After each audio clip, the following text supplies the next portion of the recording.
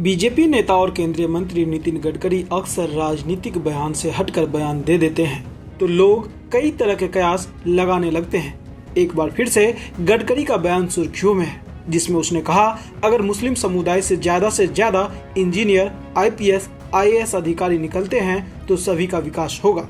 हमारे समाज में सबसे ज्यादा आवश्यकता कही है शिक्षा की, तो मुस्लिम समाज में है। समाज में से अगर इंजीनियर, डॉक्टर, वकील, आईएएस, आईपीएस ऑफिसर बनेंगे तो ही समाज का विकास होगा। ज्ञान और तंत्र विज्ञान को अगर हम आत्मसात नहीं करेंगे तो हमारा भविष्य क्या होगा। कि आज डॉक्टर कलाम साहब का नाम हमारे देश में नहीं, विश्व में सबके पास पहुंचा है।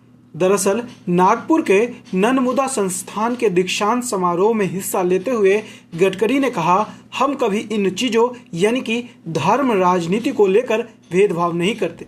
मैं राजनीति में हूं और यहां बहुत कुछ कहा जाता है, लेकिन मैंने तय किया मैं अपने तरीके से काम करूंगा और यह नहीं सोचूंगा कि मुझे कौन वोट देगा और कौन नहीं। उन्होंने आगे कहा, जब मैं एमएलसी था तो मैंने अंजुमन ए इस्लाम संस्थान नागपुर इंजीनियरिंग कॉलेज की अनुमति दी। मुझे महसूस हुआ कि मुस्लिम समाज को इसकी जरूरत है। केंद्रीय मंत्री ने कहा, अगर मुस्लिम समुदाय से ज्यादा इंजीनियर, आईपीएस, आईएएस अधिकारी निकलते हैं तो सभी का विकास होगा।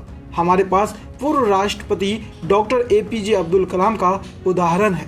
दुर्भाग्यवश यह है कि 5 ही धंधे समाज में लोकप्रिय है: चाय की टपरी, पान ठेला, कबाड़ी का दुकान, ट्रक ड्राइवर और क्लीनर।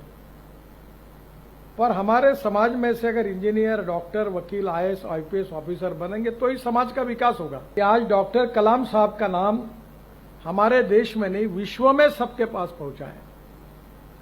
और इसलिए मैं एक बात पर विश्वास रखता हूं कि कोई भी व्यक्ति उसकी जात, पंथ, धर्म, भाषा और सेक्स से बड़ा नहीं होता, उसके गुणों से बड़ा होता है।